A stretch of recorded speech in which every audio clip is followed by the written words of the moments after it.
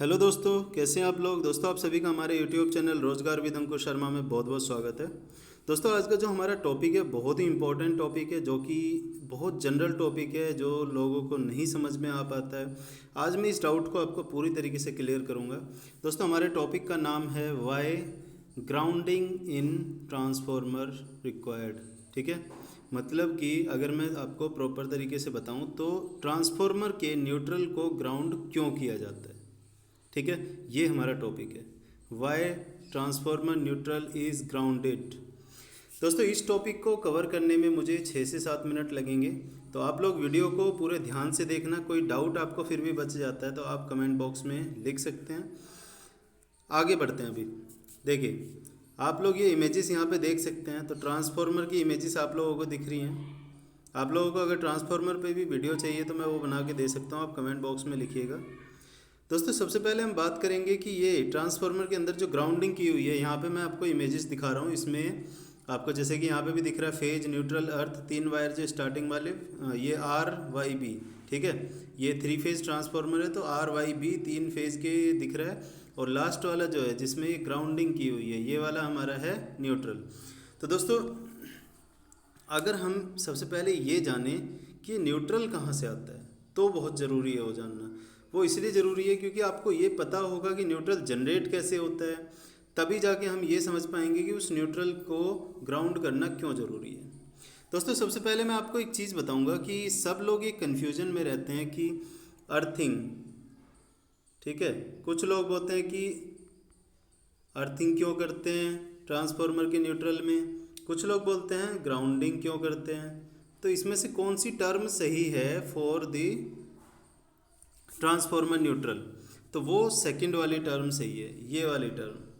कभी भी आपको न्यूट्रल के लिए अर्थिंग यूज नहीं करना है वर्ड।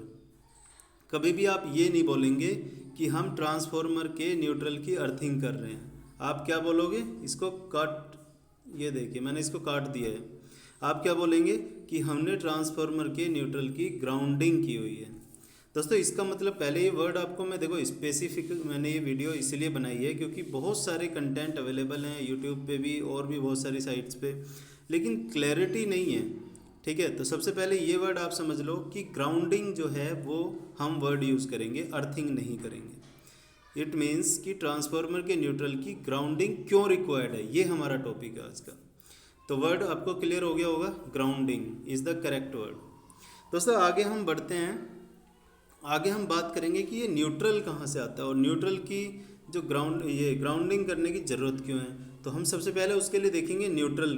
तो न्यूट्रल के लिए आप लोगों ने दोस्तों सुना होगा कि हमारा जो भी ट्रांसफार्मर है, मोटर है, जनरेटर है, उसके अंदर हमारे 2 कॉन्फ़िगरेशन यूज़ किए जाते हैं फॉर द वाइंडिंग। एक है हमारा स्टार कनेक्शन और एक है हमारा डेल्टा कनेक्शन।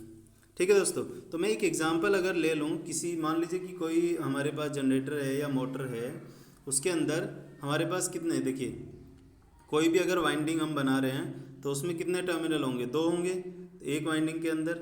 तो मान लीजिए 1 2 3 4 5 और 6, इस तरीके से ये हैं। ठीक है, तो मैं एक स्टार का एग्जांपल ले रहा हूँ, एक यहाँ पे डेल्टा का। तो अब मान लीजिए कि ये वाला फर्स्ट वाला ये है स्टार, ठीक है, ये वाला स्टार है और ये वाला डेल्टा है। ठीक है दोस्तों, तो अब इसमें हमें देखिए करना क्या है, हमें करना ये है, यहाँ से इनको शॉर्ट किया और यहाँ से इनको शॉर्ट किया, और ये हमारे हो गए 3 टर्मिनल। ये हो गया आर, ये हो गया वाई, ठीक है, और ये वाला हो गया हमारा बी।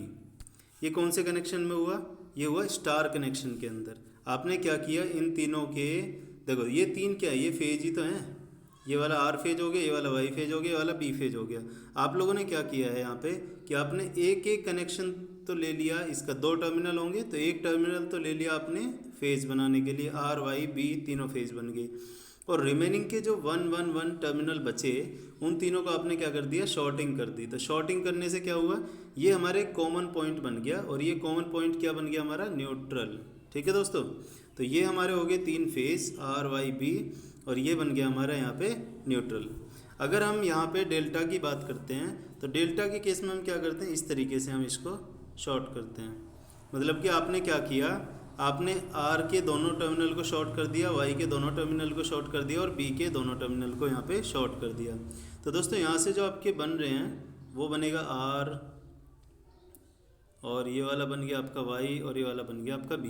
तो ये वाला कौन सा है? ये डेल्टा कनेक्शन है आपका, ठीक है। तो डेल्टा कनेक्शन में आपको कहीं पे न्यूट्रल नहीं दिखा होगा, आई थिंक आप समझ गए होंगे, क्योंकि इसमें तो शॉर्टिंग की गई है दोनों की। तो शॉर्टिंग की गई है तो इसमें तो कहीं से न्यूट्रल नहीं बना, कॉमन पॉइंट कोई बना ही नहीं।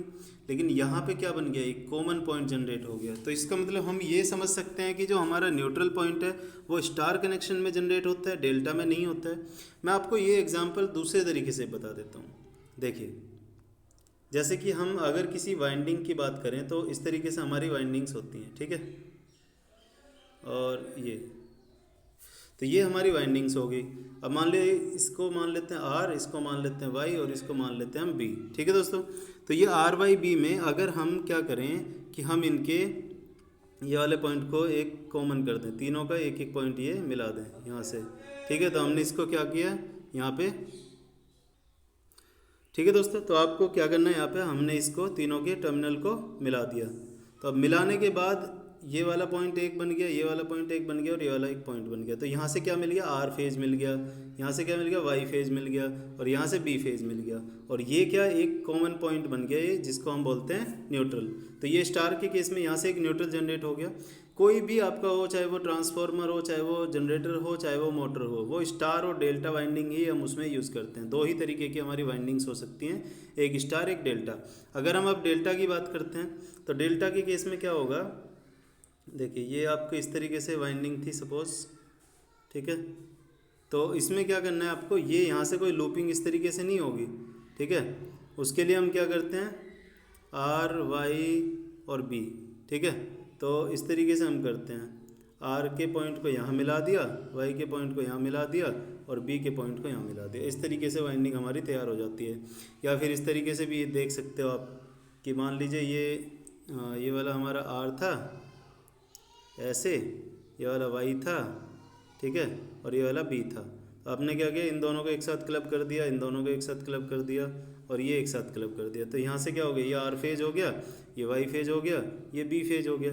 कॉमन पॉइंट नहीं बना, लेकिन आप लोग यहाँ से ऑब्जर्वेशन ये करेंगे कि यहाँ पे there is no common point, ठीक है। कोई कॉमन पॉइंट नहीं बन पाया। तो कॉमन पॉइंट नहीं बन पाया इसका मतलब देयर इज़ नो न्यूट्रल, ठीक है। Neutral is not available. तो आपको इतना क्लियर हो गया होगा न्यूट्रल कैसे जनरेट हो रहा है। स्टार वाइंडिंग के अंदर जनरेट हो रहा है, डेल्टा के अंदर नहीं जनरेट हो रहा है। क्लियर। अब हम बात करेंगे नेक्स्ट। अब हमारा जो पॉइंट है वो ये है कि हमें न्यूट्रल को ग्राउंड क्यों करना है, ठीक है। वो हमारा अब इम्पोर्टेंट पॉइंट आ जाता है यहाँ पे। तो न्यूट्रल को दोस्तों ग्राउंड क्यों करना है वो हम देखते हैं। आप लोगों ने देखा होगा कि हमारे पास दो तरीके की सिस्टम्स हो सकते हैं या दो तरीके के लोड हो सकते हैं। जैसे कि एक हो सकता है हमारे पास बैलेंस्ड लोड और एक हो सकता है हमारे पास अनबैलेंस्ड लोड, ठीक है। अब बैलेंस्ड और अनबैलेंस्ड का क्या मतलब है, देखो मैं एक आपको यहाँ पे स्टार का, अभी हमारे स्टार से ही मतलब हो गया, आप लोग इतना समझ गए होंगे, ठीक है। तो मैं स्टार की एक वाइंडिंग बना लेता हूँ क्योंकि स्टार में ही न्यूट्रल आता है। तो ये मान लीजिए हमारा न्यूट्रल है और ये हमारा हो गया आर फेज़, ये वाला हो गया बी फेज़ और ये हो गया वाई फेज़। तो आर वाई और बी, ठीक है दोस्तों। तो इस तरीके से हमारी वाइंडिंग्स रेडी होगी। अब इस वाइंडिंग में से आप मान लो यहाँ पे हमारा 10 एम्पियर करंट जा रहा है, यहाँ पे हमारा 10 एम्पियर करंट जा रहा है और यहाँ पे भी हमारा 10 एम्पियर करंट जा रहा है। तो दोस्तों आप लोग यहाँ से समझ सकते हैं कि ये कॉमन रेफरेंस पॉइंट है। इस रेफरेंस पॉइंट को हम न्यूट्रल बोल रहे हैं। तो अगर यहाँ से भी 10 एम्पियर जा रहा है, यहाँ से भी 10 एम्पियर जा रहा है, ठीक है, और इसमें से भी 10 एम्पियर जा रहा है, तो इस केस में ये सिस्टम को हम बोलते हैं बैलेंस्ड सिस्टम, ठीक है, बैलेंस्ड सिस्टम। अब अनबैलेंस कैसे हो जाता है, मान लो कि इसमें से कोई भी पाथ के अंदर आपका जो करंट है वो कम या ज़्यादा हो जाए, ठीक है। तो उस केस में क्या, अब मान लीजिए कि आप इसको क्या कर रहे हैं, यहाँ से देखिए, अब आपने क्या किया, यहाँ पे अनबैलेंस लोड की मैं बता देता हूँ आपको, यह आपका अनबैलेंस लोड है, ठीक है। देखिए इस केस में क्या हो रहा है कि यहाँ पे आर फेज़ था, ये वाई फेज़ था और ये बी फेज़ था। अब आपका ये वाला हो गया आपका न्यूट्रल। अब मान लो कि इस केस में आपको यहाँ पे दिख रहा है कि यहाँ पे 10 एम्पियर करंट जा रहा है, यहाँ पे 5 एम्पियर करंट जा रहा है और यहाँ पे 7 एम्पियर करंट जा रहा है। अब दोस्तों ये आप यहाँ से देखने वाली बात है कि अगर इस तरीके की कंडीशन जनरेट हो रही है, ठीक है, अगर इस तरीके की कंडीशन जनरेट हो रही है तो उस केस में आपको क्या दिख रहा है कि ये 10 एम्पियर है, ये 5 एम्पियर है और ये 7 एम्पियर है।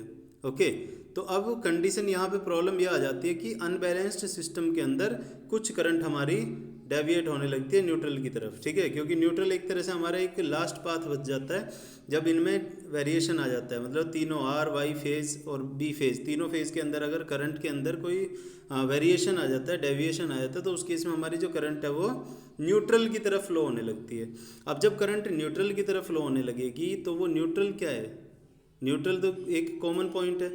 अब इससे तो ये तो हम यूज़ नहीं कर रहे हैं ना अपनी किसी इक्विपमेंट को सप्लाई देने के लिए, ये तो एक रेफरेंस पॉइंट की तरह काम करता है। लेकिन इसमें भी करंट आने लगेगी, ये भी एक लाइव बन जाएगा, इसके अंदर भी टेस्टर जलने लगेगा। तो उस कंडीशंस को अवॉइड करने के लिए हम क्या करते हैं कि इसको न्यूट्रल की ग्राउंडिंग करते हैं, ठीक है, न्यूट्रल की ग्राउंडिंग करते हैं। अब ये न्यूट्रल की ग्राउंडिंग करते कैसे हैं वो भी हम देख लेते हैं। आपने क्या किया यहाँ पे, ये आर वाई और ये बी, सपोज इस तरीके से फेजेस थे आपके। आपने क्या किया, यहाँ पे जो न्यूट्रल है उसको ग्राउंडिंग की हुई है, मतलब यहाँ पे अर्थ के थ्रू कनेक्ट कर दिया है। तो ये अब क्या होगा, देखिए यहाँ पे आर फेज था, यहाँ पे वाई फेज था और ये बी फेज था। अब मान लो कितनी भी अनबैलेंसिंग होगी, कोई भी अनबैलेंस्ड सिस्टम बन जाए, उस केस में भी अगर आपकी ग्राउंडिंग यहाँ पे प्रॉपरली की हुई है तो उस केस में क्या होगा, जो भी करंट न्यूट्रल के अंदर फ्लो करना चाहेगी वो सारी करंट हमारी कहाँ पे आ जाएगी, ग्राउंड के अंदर। और ग्राउंड का पोटेंशियल आपने देखा होगा दोस्तों, जीरो होता है। तो जीरो पोटेंशियल होता है तो न्यूट्रल का भी पोटेंशियल जीरो हो जाएगा। तो यही हमारा मेन पर्पज़ है। अगर आपसे कोई इंटरव्यू के अंदर ये क्वेश्चन पूछता है कि why transformer neutral is grounded, तो उसका रीज़न प्रॉपर आप यही बताएंगे, to keep the potential of neutral at zero, ठीक है, मतलब कि न्यूट्रल का हमें पोटेंशियल को जीरो रखना है, इसीलिए हम ग्राउंडिंग करके रखते हैं न्यूट्रल की। ये आप यहाँ पे आंसर दे सकते हैं, to keep neutral potential zero, ठीक है, to keep neutral potential at zero, ठीक है, 0 वोल्ट। तो ये आपका हो गया यहाँ पे answer, to keep neutral potential at 0 voltage. दोस्तों आपको ये आई थिंक समझ में आ गया होगा। आपको अगर समझ में आया तो वीडियो को लाइक ज़रूर करना, अपने दोस्तों को जिनको भी डाउट्स हैं उनको शेयर कीजिए और चैनल को हमारे सब्सक्राइब जरूर कर लीजिए, क्योंकि ऐसे ही अच्छी अच्छी वीडियोज़ मैं आपको देता रहता हूँ। दोस्तों इसमें एक पॉइंट और अगर आपको डाउट आ रहा हो तो ये ग्राउंडिंग, हाँ ग्राउंडिंग आपको समझ में आ गया होगा कि न्यूट्रल की ग्राउंडिंग क्यों करते हैं, कहाँ से न्यूट्रल जनरेट होता है, ये भी आपको क्लियर हो गया होगा। स्टार के अंदर ही क्यों न्यूट्रल आता है, डेल्टा के अंदर क्यों नहीं आता है, ठीक है। तो ये सारे डाउट्स आपको आई थिंक क्लियर हो गए होंगे। फिर भी आपको कोई डाउट बचता है तो वो कमेंट बॉक्स में लिख के आप पूछ सकते हैं, मैं आपको रिप्लाई तुरंत करूँगा। और कोई दिक्कत आपको है, कोई और टॉपिक पे वीडियो चाहिए इलेक्ट्रिकल के लिए, तो वो आप कमेंट बॉक्स में लिख सकते हैं, वो भी आपके लिए वेलकम है, उसका भी वीडियो मैं आपको बना के तुरंत दे दूँगा। बाकी मिलते हैं नेक्स्ट वीडियो में, थैंक्स फॉर वॉचिंग।